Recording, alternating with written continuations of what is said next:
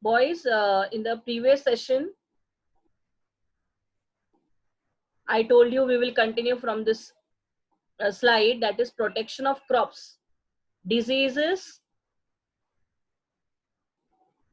protection of crops, diseases and pest attacks can damage the crop. And you can see on the screen over here the leaves which are damaged because of the diseases. The black dots are there on the leaves. And in the second picture, you can see here the pest attacking the crops. So here, if the disease and the pest are attacking the crops or damaging the crops, then what to do? What you are supposed to use? We are supposed to use insecticides and pesticides. Okay, what you are supposed to do? You are supposed to use insecticides and pesticides that are sprayed on certain chemicals. Okay, or the seeds are rubbed with the chemicals before sowing it into the soil, and that's why your insecticides and pesticides are sprayed, or certain chemicals are being rubbed on the seeds so that they are protected from the diseases. Storage of grains. Now here you can see, or usually this happens in the village. In Mumbai it's not possible, but when the farmers, they do the harvesting, that means what? When they remove the crops, after that what happens? Directly they don't sell it in the market. No, they will remove the crops. They will go for the threshing. That means the grains are removed, the chaff is removed, the covering is removed, and later on you get such type of grains. Then what they do, they dry this grain into the hot sun. You know why the grains are being dried into the hot sun? Yes, the grains are dried into the hot sun only because of the insects which are there inside. It will kill the insect. The sun's solar energy will kill the insects.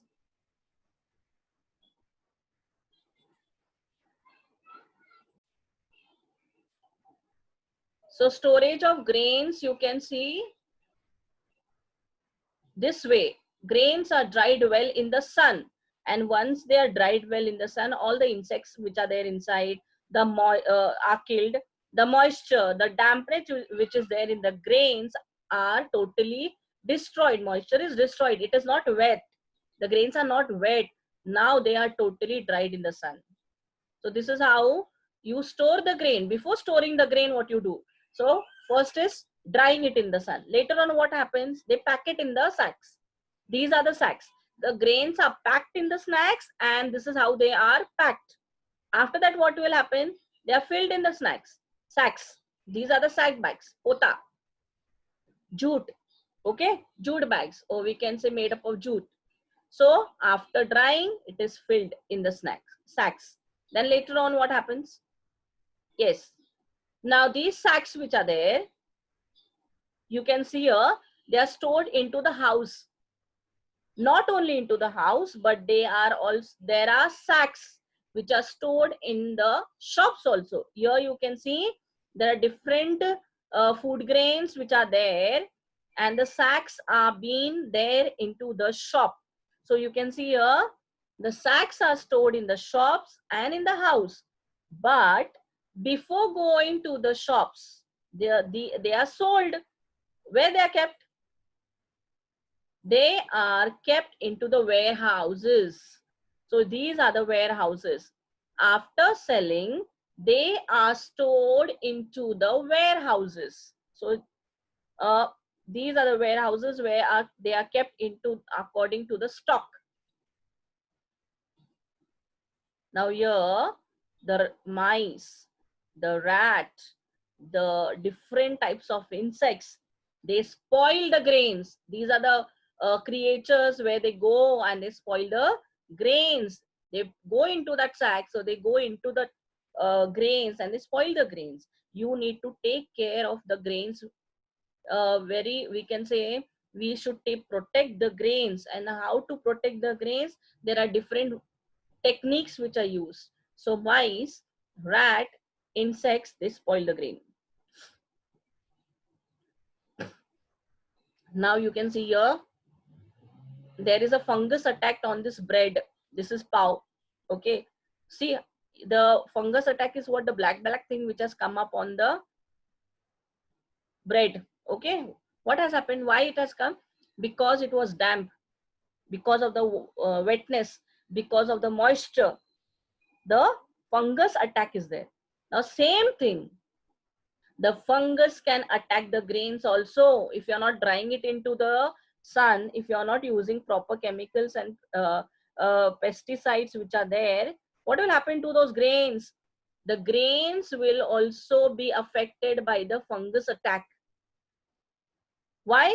Because of the damp place. You know what is a damp place? Wet place. And later on you won't be able to eat the grains. So what we are supposed to do? If you don't want a fungus attack, if you don't want a damp place, what you're supposed to do? You are supposed to use pest chemicals. That means pest chemicals are sprayed to avoid damage to the food grains. Now, pest chemicals are sprayed. Second thing, what you can do? Neem leaves. These neem leaves which are there, you can see the flowers of the neem leaves of neem tree, and even the fruit. You can see this green color fruit. All are medicinal use, all are used as medicines. But before that, let me tell you, in this green neem leaves are really very good to put it into the grain. Why? It kills the insects, and the insects will not come inside the grain.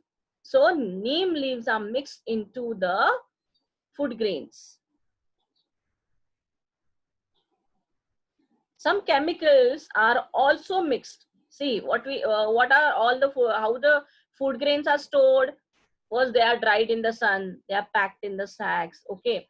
Then we should avoid all the insects which are coming up. So leaves are being put into the neem leaves are being put, or some chemicals are sprayed which are mixed with the grains, and they act as a repellent. You know what is a repellent? Example, if mosquito repellent, when you apply it on your skin, what will happen? The mosquito will not sit, it will not come close to you. That means it is repelling, it is going away from you. Same thing, when chemicals are mixed with the grains, what will happen? It acts as a repellent. That chemical is acting as a repellent, so the insects will not come towards the grains, it will not get mixed into the grains. And one more thing, you are using chemicals. Second thing, wherever you are keeping the grains, it should be dry and airy place. How should it be the place? Dry and airy, dry place. If the place is moist, fungus attack will be there on the food grains. So when you are storing the food grains, the place should be dry and airy to prevent fungus formation. No formation should be there of the fungus. Now, food storage. The way we people, we humans are storing the food, conserving food storage and conservation of the environment. So similarly, in the environment also, food storage is there by different creatures. So here you can see the ants. The ants also store their food. They are really very hardworking. So when we are storing our food grain, similarly ants also store the food. You can see here bees, honeybee. Honeybee sitting on the flower. Now what does this honeybee do? The honeybee also stores food. How? First, the honeybee will collect the nectar. Boys, honeybee doesn't collect honey from this flower. The honeybee collects nectar from the flower. Nectar. Remember this. So when the nectar means what? The juice of the flower. So the honeybee will collect the nectar from the flowers, and then it will store in the honeycomb. So here is the honeycomb. In this honeycomb, the nectar will be collected, it will be stored, it will be converted into honey. So this is how the bees are also collecting the food and keeping it, storing it. Now you can see the squirrel over here. Yes, squirrel stores seed. Squirrel loves to eat seeds, and that's why it stores seeds, different types of seeds. And you can see in this picture a trunk of a tree. This is squirrel's nest. Squirrels lives over here. You can see the face of a squirrel inside here, into the hole which is made. So it lives here. This is the squirrel's nest. It stores seeds. Now here you can see onions, garlic, potatoes, and ginger. What are these? Onion, garlic, potatoes, and ginger. These are a part of a stem. Yes, these are tubers, but part of a stem. They also store food. Radish, sweet potato, and even beetroots. These are a part of a root. These are roots, but they also store food. Plenty of food grains. Boy, population is increasing of India, but still we are able to meet the needs of the food grains. Lot of food grains are being produced in India. Why? What is the reason? How we are able to produce such a lot of ample of food grains? The reason is the farmers are using the modern methods of agriculture. Modern methods of agriculture are used by the farmers. Yes. Now let us see here. As modern methods of agriculture are used by the farmer, what has happened? Our country today is self-reliant. You know what is self-reliant? Self-sufficient, self-dependent. We don't need other countries' help to import the food grains. We can produce ample of food grains. And that's why our country, India, we should be proud that our country in India is self-reliant in the production of food grains. Okay. Now, one example I'll give you. When uh, in your house, bhaji and chapati is cooked. The bhaji and chapati is already cooked for the 5 members of the family. But after eating also, a part of it is left. Left. What it is? Surplus. Extra part. The extra part is a surplus part. Okay. Then what you do? Before eating, before you start eating, you know this is an extra part, surplus part. What you do? Before you eat, you start eating, you always remove a share. You can give it to your neighbor, or you keep it aside to give it to someone. Why? It is a surplus part. Similarly, when farmers are producing the food grains, whole of India, the people are getting the food grains. Still, there is a surplus food grain which is left. Extra food grain. Now, what to do with this extra food grain? Where it will go? That extra food grain, the surplus grains, are exported to other countries. The countries who are in need of food grains, there we are exporting this extra surplus grains, and we can make money. Our country will get money. Our country will be financially strong. Okay. So here, this green revolution was brought. The tremendous, what exactly is green revolution? Tremendous increase in food grain, the production of food grains. It was achieved during the green revolution. And there are some people who are working on this green revolution who worked together. They are their efforts, they are the joint efforts of scientists, people working for the spread of science and technology, and even farmers. So there was a scientist. He was the person, he told and he showed the new results in the seeds of the wheat and rice. There was an improvement given by the scientist. The name of the scientist was Dr. M.S. Swaminathan. Yes, we should be proud that he is from India. This resulted into the green revolution in India. The credit goes to Dr. M.S. Swaminathan. And because of his efforts, he showed the improvement in the seeds of wheat and rice, and now we have ample of production. Now, boys, our country, India, or any other country, food is a basic need. Everyone needs food to live. What will happen if there is no food? What will happen if there is no food? You will starve. You know what is starving? You will remain fasting. Okay, so what is the problem? Food is a basic need, and that's why many countries have made laws. Many countries, not India, but other countries, they made laws that every person should get sufficient food. These laws are known as food security laws. Some rules are made, laws are made. Where what laws are made? That every person in the country should get sufficient food to eat, and these laws are known as food security laws. So our country India also made such a law, and it was enacted. Food security law was enacted in the year 2013, and because of this law which was made in the year 2013, it made possible to fight starvation, malnutrition, and deaths. Now, what do you mean by starvation? When you don't have food to eat, you are hungry. You want food to eat, but you are not getting it. That is starvation. Now, when you are not, your body is not getting food, what will happen? Your body will not get nourishment. You are undernourished. That is malnutrition. So, starvation, malnutrition, and when you are undernourished, you are not getting food, you are starving. Automatically, after some days, it will lead to death. Die, you will die.